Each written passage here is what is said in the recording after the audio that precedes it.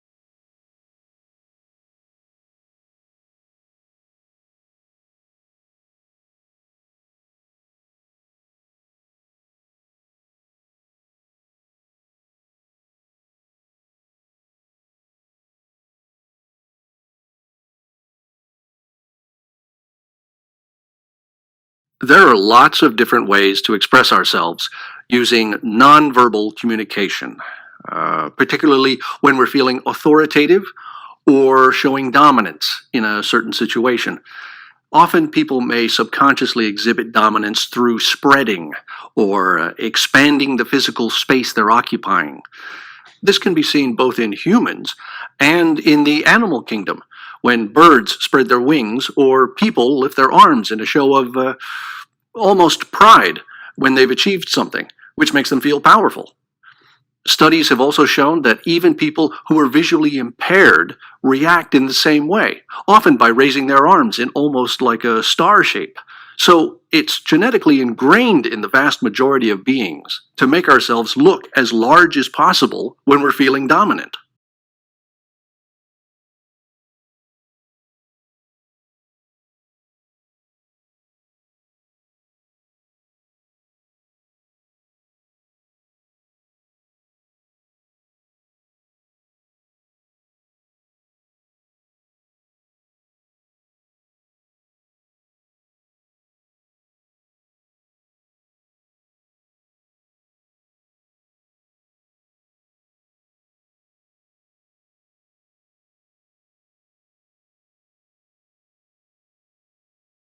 Teachers and librarians usually share a common goal, a love of reading and a sense of responsibility to pass this love of books on. They recognize how important reading is to enable a child to grow intellectually and emotionally, since it is through stories that children build knowledge and an understanding of themselves and the world. A book can encourage children and help them stop seeing reading as a requirement, but rather they can develop a genuine desire and a need to read. And once they understand their part in a wider culture of literature, they hopefully will then become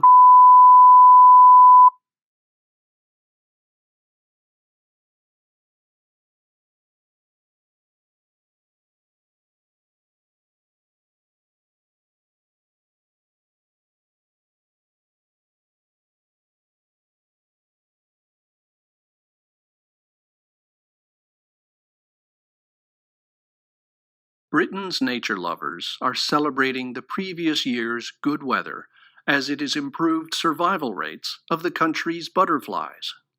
In the summer that year, we experienced warm and sunny weather, with some rain, which was perfect for the butterflies to survive. In fact, over half of Britain's butterfly species increased in number.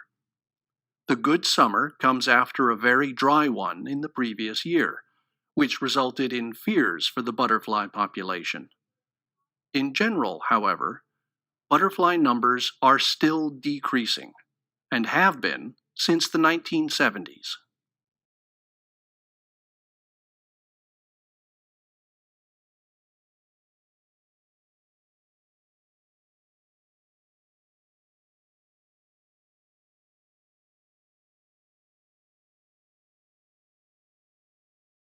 So, nudging is something that organizations do in order to encourage people to take action. It's a behavioral spur, if you like. So, rather than asking people directly to do something, they suggest it in a different way. Putting a product somewhere that consumers are more likely to see is a prevalent example of this. Others are encouraging office workers to use the stairs more by exemplifying the health benefits it brings, or tax authorities encouraging late taxpayers to pay by informing them that most of their neighbours have settled their accounts. So, let's consider some case studies.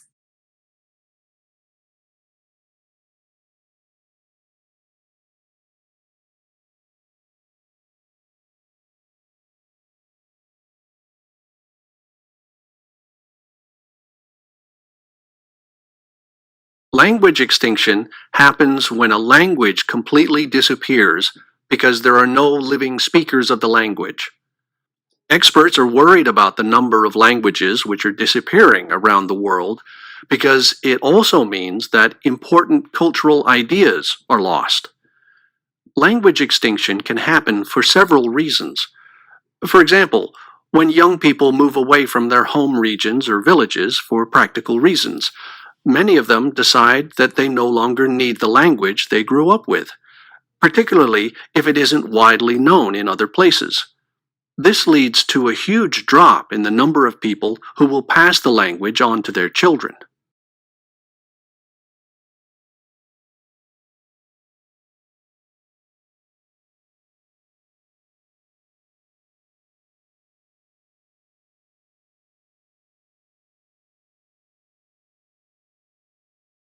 We all know that plastic waste is a serious problem which affects the whole world.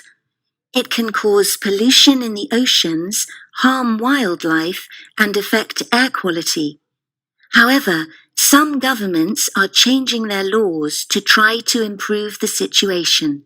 For instance, they can make large companies which manufacture high quantities of plastic packaging pay additional taxes. However, more steps need to be taken, and some countries are starting to do this. One of the main solutions is to decrease the amount of plastic waste which developed countries send to other regions of the world.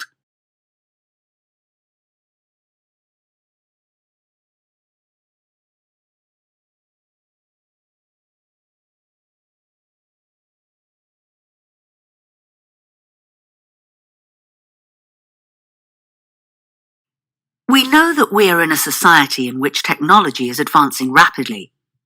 A recent poll has put the number of smartphones around the world at 2.5 billion, and experts have predicted that by 2035 there'll be almost 1 trillion computers in the world.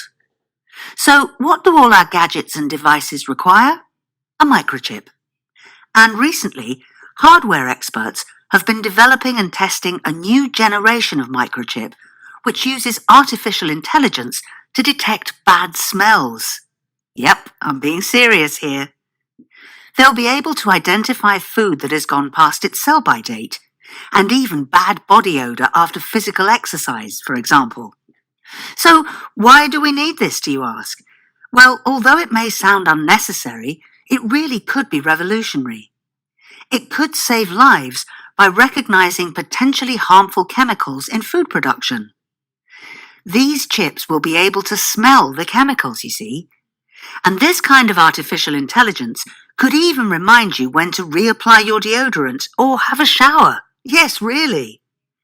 And experts are attempting to design it as self-powering, which would remove the need for batteries and help us move away from depleting natural resources now and into the future.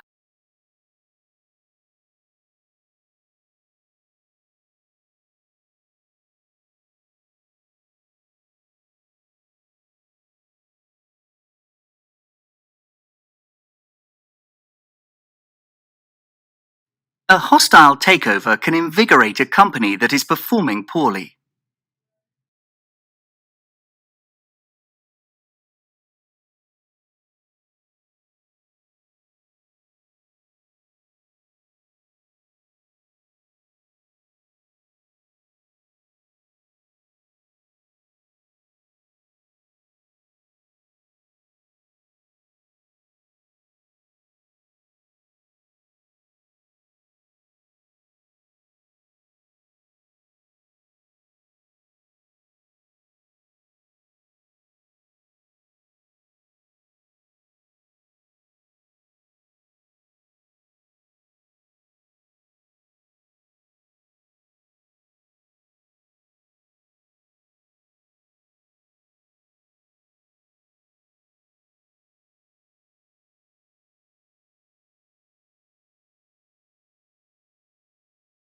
Aesthetic design is the cornerstone of many architectural projects.